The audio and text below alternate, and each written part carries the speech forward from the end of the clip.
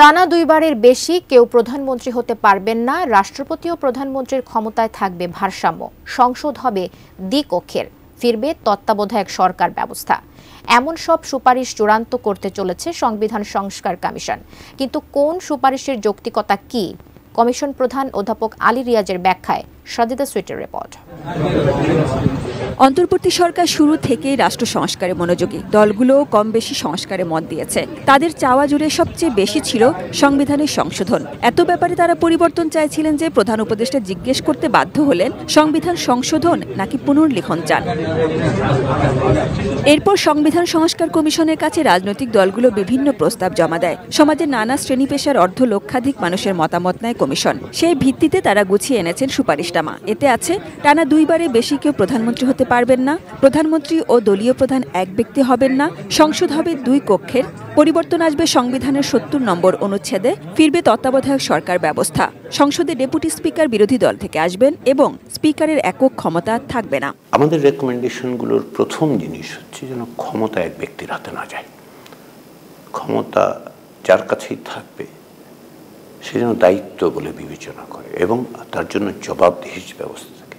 বিশ্বের বিভিন্ন দেশে দ্বিকক্ষের সংসদ আছে। বাংলাদেশে এটি কতটা কার্যকর হবে? বিশ্বের বিভিন্ন জায়গায় এটার আপসাইড আছে, ডাউন সাইড আছে। শিয়া বাটার ও ভিটামিন ই সমৃদ্ধ lily glam beauty soap. Lily, always beautiful. আমরা ১২১টি সংবিধান, বাংলাদেশ সহ আমাদের গবেষকরা এটা দেখেছেন, আমরা বিবেচনা করেছি।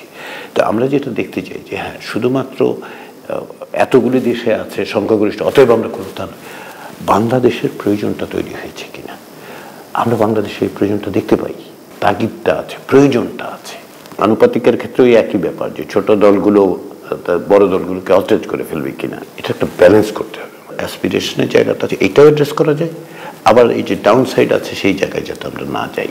সংবিধানের ৭০ নম্বর অনুচ্ছেদে পরিবর্তনের দাবি বহুদিনের। এই অনুচ্ছেদে বলা আছে, কোনো সংসদ সদস্য তার দল থেকে পদত্যাগ করলে বা সংসদে নিজ দলের বিপক্ষে ভোট দিলে তার আসন শূন্য হবে। এবার তাই এদিকে সংস্কারের সুপারিশ, সংস্কারের কাজগুলো করে ফেলতে চায়। এই পর্যন্ত বেশিরভাগ ক্ষেত্রে দলগুলো চাওয়ায় মিল পেয়েছে কমিশন। তাই সুপারিশগুলো পেয়ে প্রধান উপদেষ্টার নেতৃত্বে ৬টি সংস্কার কমিশনের প্রধানরা যখন জাতীয় ঐকমত্য গঠন কমিশন থেকে সবার মতামত নেবেন, ভালো কিছু আসবে বলে আশা এই রাষ্ট্রবিজ্ঞানীর। আমাদের যে সমস্ত সুপারিশ, এই সুপারিশ বাস্তবায়ন করবে রাজনীতিবিদরা।